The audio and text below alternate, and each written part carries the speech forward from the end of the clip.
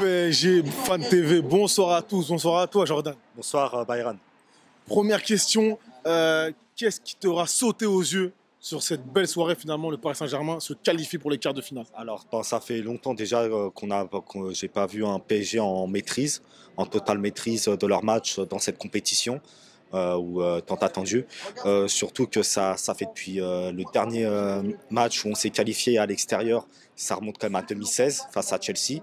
Là, on retrouve enfin les quarts de finale, chose qu'on n'a pas su faire durant les deux précédentes saisons. C'était la débâcle totale.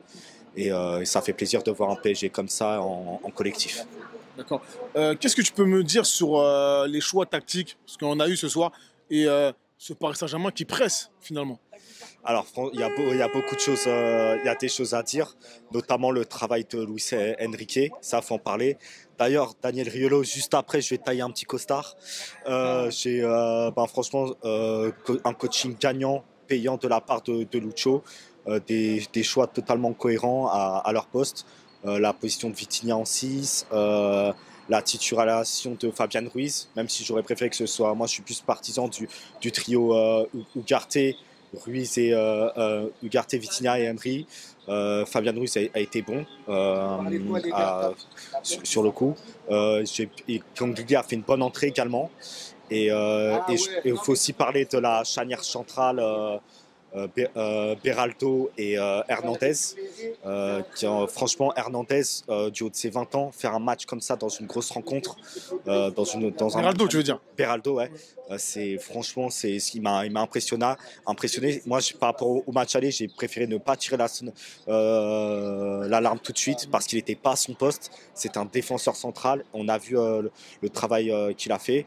Et un Mbappé, voilà, décisif, hein, faut le dire, quand il fait ses matchs, faut le dire, on reste objectif. Mbappé a même été impliqué au niveau collectif, chose que je reprochais beaucoup. Et faut parler aussi il y a aussi bien sûr hein, l'implication d'Hakimi et une très belle entrée de Kang In-lee. Et franchement, j'ai beaucoup aimé vraiment le milieu de terrain ce soir qui a fait le boulot. Pour terminer, qu'est-ce que tu voulais nous dire sur Monsieur Riolo? Alors, Monsieur Riolo, ça, depuis le début de saison, ça lance des tacles gratuitement sur Luis Enrique. On a déjà beaucoup de supporters n'ont pas apprécié le tacle gratuit sur Barcola. À le désinguer sous prétexte parce qu'il sort Mbappé, à juste titre, parce qu'il n'est pas bon.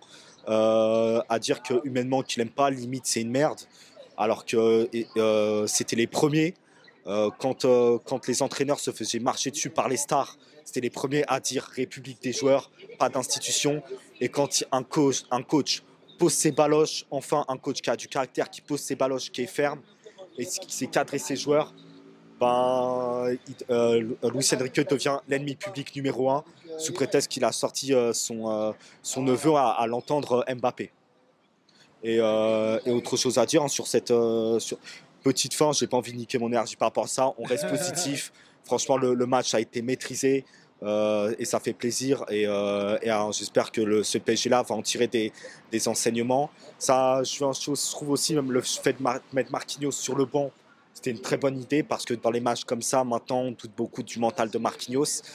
Et maintenant, voilà, on reste focus, continuer notre course sur le titre en Ligue 1. Et voilà, on verra sur qui tomber en quart de finale. Et vraiment rester sérieux et focus. Merci à toi. Je t'en prie.